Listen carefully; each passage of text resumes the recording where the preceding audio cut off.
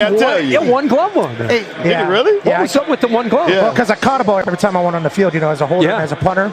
I used to work the jugs machine a lot, and I saw everybody else that was really athletic and smart wearing gloves. I'm like, I'm going to do that. But then I wanted to have a little feel. I want to have a little feel. I want to know why you had number 1. Well, to be honest, it was the only number that was really available for me to wear, and I was pumped for it. So Michigan had some problems on special teams in the Rose Bowl. They missed a field goal. They had a botched snap. They muffed a couple of punts. So disaster. To be honest, it was the only thing that wasn't really going for Michigan early. Here's Samaj Morgan, true freshman, who had a massive return in the Big Ten Championship, right, guys? Iowa, so it was their first touchdown. And the guy who's explosive. I didn't know why they put man. Watch this. Great job. Great job. Saving that. Yeah, good job. Way to say half full. Certainly glass half full, and I thought certainly glass half full that entire situation because that was huge. Bro. That would have changed the entire game. Absolutely. But he had the wherewithal to get on top of it and move it. I assume Michigan's going to be better. One thing about it, he had the ball. He caught it. He did something, throw it out. And you get it 2 points? 2 points. Exactly. Game's over. And been the game. At that stage, if that happens, Foz remember that for the rest of his life. Instead, they get a big win in overtime. We move on. But moving on, Michigan's been great in special teams most of the year. That was very uncharacteristic of them. It really was. Well, have a bad night. ESPN metrics have them 94th in the country in special teams efficiency. That's close to the bottom. These metrics. I'll say what. Look, anytime you don't agree with something, all I said was the number. I didn't say it was right. The number doesn't go to me. Selection recap brought to you by Coors Light. 10-5 LC. Headgear picks. 10-5. All right. Not bad. Not bad. That's incredible. That was my favorite. That was my favorite. Better Steve. You got one more headgear pick to make tonight. Yeah, this is a big one. Oh, man. It's a big one. Yeah, look at that. I love it. A lot of fun. This is strictly business, my friend. Yeah, you know what that means. Okay. You know what that means. Yeah. I'm out of here. Yeah, you're going to have a good call on the national championship game with Bauer tonight. Yeah. Hey, see you, buddy. Hey, great season this year. Great season out of you. Great job. We'll see you post game, right? That's it. Maybe. You guys doing segments? Yeah. Well, we're not doing segments. You might be in there. We're joining right back. We're joining. You and the twins are out of here. We're joining SVP.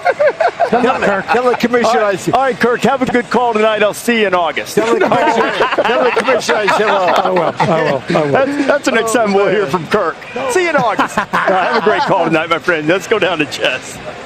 Now I'm getting all emotional. Kirk's leaving, and it's so surreal to be here in Houston because I actually started my first career outside of college as a teacher right here in Houston as a 5th grade teacher. So speaking of Houston, speaking of teachers, this week ESPN and the College Football Playoff Foundation celebrated 10 years of teaming up to support teachers with over $4 million invested to date. And this year, we've partnered on a new postseason initiative, Touchdown for Teachers, where $1,000 is donated to local schools for every touchdown scored during a bowl game. Visit touchdownforteachers.org for more information. And there is still so much more coming up on College Game Day. Blake Corum's roots taught him to work hard and dream big. We take you through the star running back story that shows us how his humble upbringing helped to bring him a bright future. And Houston, we have a problem. The guys are taking us through their biggest concern for each team as they game plan for tonight's national championship. Who will overcome their biggest battles? We'll find out soon. Don't go anywhere.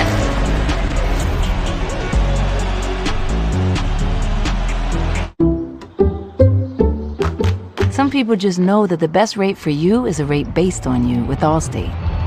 Because you know that just because it fits in the cup holder doesn't make it to go. And you know how to brake without breaking everything. And you're definitely not doing, okay, I don't even know what this is, but you're definitely not doing that. With Allstate, you're connected to a rate based on you.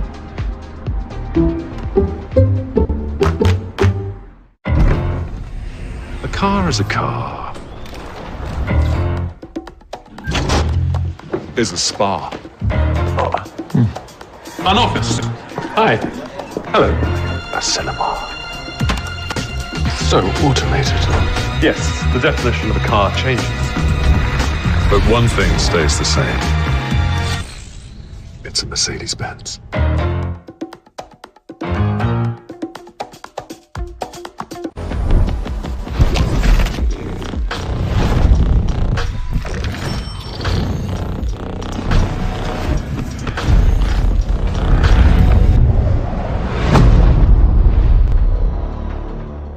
Right now, get a free footlong at Subway.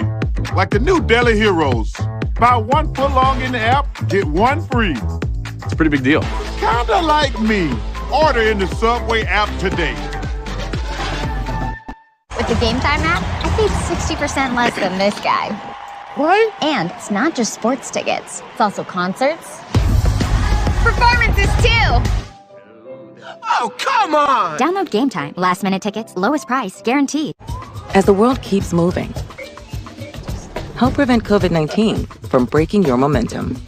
You may have already been vaccinated against the flu. But don't forget this season's updated COVID-19 shot, too. Introducing Fanatics Signature, a brand new collection of elevated fan gear featuring super soft fabrics and premium details. Make your mark with Fanatics Signature. Shop now and get today's special offer. Fanatics.com. Officially licensed everything. When you purchase a pair of Bombas socks, tees, or underwear, you also donate one to someone facing homelessness. One purchased equals one donated. 100 million donations and counting. Visit bombas.com and get 20% off your first order. The Takers is what we call the whiteout group here at the University of Washington. That's my receivers, those guys that go up and get every ball that I throw. It's just going at everything aggressively, every single ball, physically taking the ball instead of just catching it and making a play. Every time they catch the ball, they're going to have a little attitude with it. So they're going to stomp on you, and they're going to bark at you as they're stomping on you as well. If you want to be a taker, you have to have a dog mentality. And I think everybody has a dog mentality, and everybody's a taker in that receiver room. All of these Washington receivers are dangerous. Odunze and Polk with 1,000-yard seasons this year. Jalen McMillan has one in his career. He battled injury, but he is a weapon, a picture of health. Played well against Texas, had a touchdown catch as Dan Lanning joins us here. Now, one thing to keep an eye on in this game tonight, this ACC officiating crew calls pass interference at about the highest rate. So that could really help Washington. Washington also commits a lot of pass interference penalties on the season. Defensive guy, one of the best defensive minds in college football.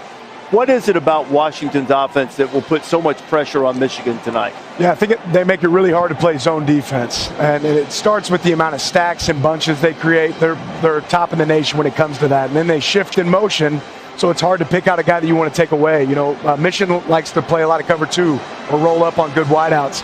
They make that really challenging because they're going to move Rome around. They're going to move Polk around, where you have a hard time figuring out where they're at. So whenever you're thinking about this Michigan defense, obviously, I think Coach Corso is saying their praises. Do they have enough? Isn't that what you need? You need enough, right? Because 3 strong, not just like 3 guys. You got like 3 All-Americans pretty much running around. So you need depth at secondary. Do you think Michigan has that, or is that something that maybe is exposed here late in the game? The experience of Michigan, I think, really shows up in this game. These guys have been playing together for a really long time. I do think they have that talent. It's a matter of if they can sustain throughout the game and the amount of communication required. Every shift, every motion, every stack is going to make it hard for those guys to go out there and play. What do you think that Michigan's defense can exploit that you've seen, especially in their offensive line? And the Joe Moore Award-winning offensive line, I mean, they're the best in the country. I know they have really 2 great tackles on the edges, but how about like the interior of that offensive line? Well, you don't win the Joe Moore Award unless you're good. These guys are good up front across the board. They're really good at tackle, but you're going to have to find some pass rush matchups inside. We need to watch Jenkins tonight, see what he looks like, right, and see what Graham looks like inside. That's a great place to match up with these guys. Do you think, with the way people talk about how Big Ten Michigan is going to be able to out physical maybe this Washington team, even though they have the Joe Moore award-winning offensive line? Do you think that's just because people view Pac-12 football as like fast and everything like that, as opposed to Big Ten football that's like very slow, and you might see a 7-2 game, so it's like assumed that the Lions are going to be stronger? I think that's going to see a 7-2 game tonight. No, I don't think so. These are 2 really physical teams, on both sides of the ball, so I think that'll show up. Yeah, because that's the big question is what everybody's bringing up. Is like, can Washington